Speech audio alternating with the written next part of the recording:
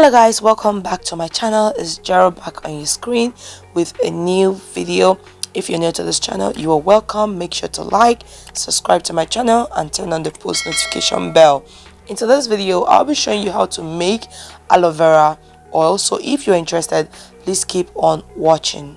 To make this aloe vera oil, I'll be using fresh aloe vera leaf, and I'll be cutting out the rotten part of this leaf and the spikes as well. Okay, I've washed this aloe vera already, but I'm going to wash it again to entirely get rid of the yellowish toxin in the aloe vera leaf. So I'm going to take off the spikes and cut the aloe vera into pieces. Now you can see that yellowish poison I'm talking about. It irritates the skin, okay, and we don't want that in aloe vera oil. We want to be making this aloe vera oil pure and concentrated without causing any danger or irritation to the skin. So I'm going to wash out the yellowish sap out of the aloe vera leaves.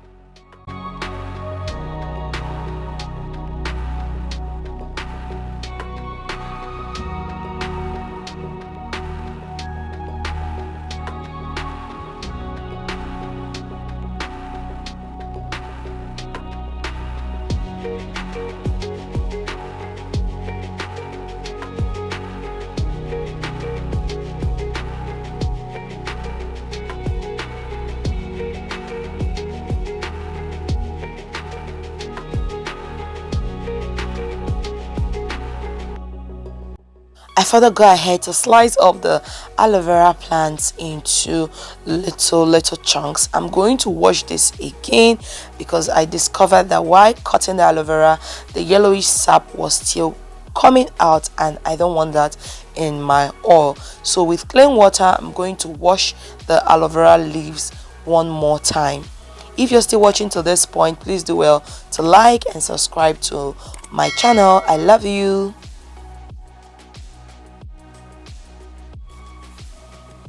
With a paper towel, I'm going to pat dry the aloe vera leaves because we don't want water in our oil. And again, aloe vera has a high concentration of water or liquid, so we just want to take away this external excess water of the aloe vera leaves. So I'm patting it dry and I'm tossing it into a blender because I'm going to blend this plant. Okay, I realized that blending the aloe vera leaves before making your oil makes the process quicker.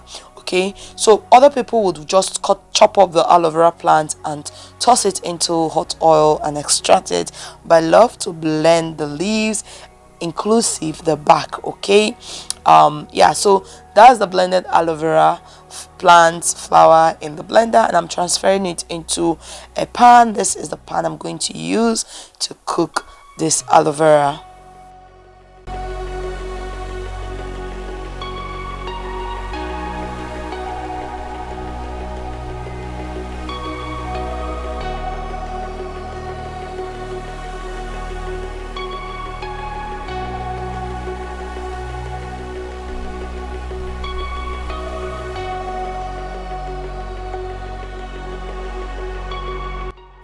So I'm going to be adding extra virgin olive oil into the mixture.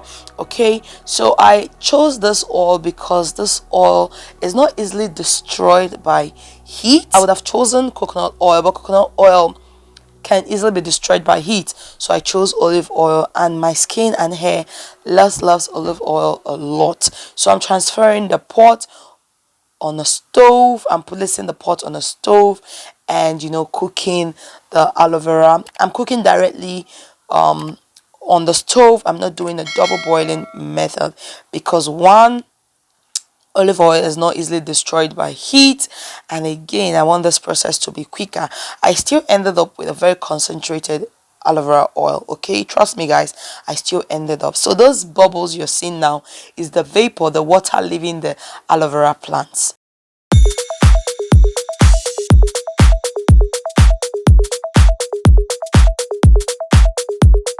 After 20 minutes of cooking, I can see that my aloe vera oil is ready. I just turned off the stove and let the aloe vera sit for a while to get cooled down. Okay, you need to let it cool down before you extract, and it also gives the plant enough time to penetrate into the oil. So now it's filtration process.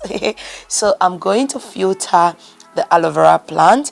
I'll be using a filter and also a stocking cap to filter this so that no particles drops into the oil. Okay, I want this oil to be clean and smooth as possible. So I'm going to be transferring my aloe vera oil through this filtration method, and we'll end up with the oil at the base.